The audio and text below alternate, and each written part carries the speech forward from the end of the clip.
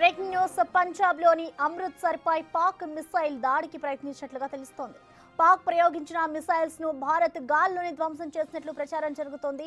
Anti missile వ్యవస్థ ద్వారా భద్రతా బలగాలు అడ్డుకున్నట్లుగా తెలుస్తోంది. ప్రస్తుతం అమృత్సర్ లో కేంద్ర ప్రభుత్వం హై అలర్ట్ ప్రకటించింది. అయితే ఈ దాడి గురించి భారత ప్రభుత్వం నుంచి ఎలాంటి అధికారిక ప్రకటన వెలువడలేదు.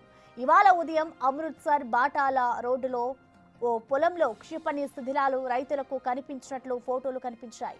అంతర్జాతీయ సరిహద్దుకు అమృత్సర్ 30 కిలోమీటర్ల దూరంలో ఉండగా ఇప్పటికే అక్కడి ఎయిర్పోర్ట్ ను కేంద్రం మూసేసింది.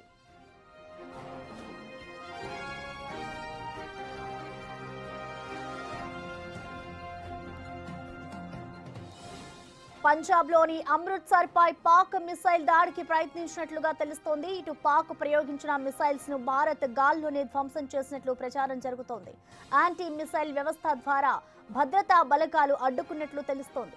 ప్రస్తుతం అమృత్సర్ లో కేంద్ర ప్రభుత్వం హై అలర్ట్ ను ప్రకటించింది. అయితే ఈ దాడి గురించి భారత ప్రభుత్వం ఎలాంటి అధికారిక ప్రకటన వెలువడలేదు. ఇవాళ ఉదయం అమృత్సర్ బాటా రోడ్డులోని ఓ పొలంలో క్షిపణి శిథిలాలు రైతులకు కనిపించినట్లుగా ఫోటోలు కనిపించాయి. అంతర్జాతీయ సరిహద్దుకు అమృత్సర్ 30 కిలోమీటర్ల దూరంలో ఉండగా ఇప్పటికే అక్కడి ఎయిర్పోర్ట్ ను కేంద్రం మూసివేసింది.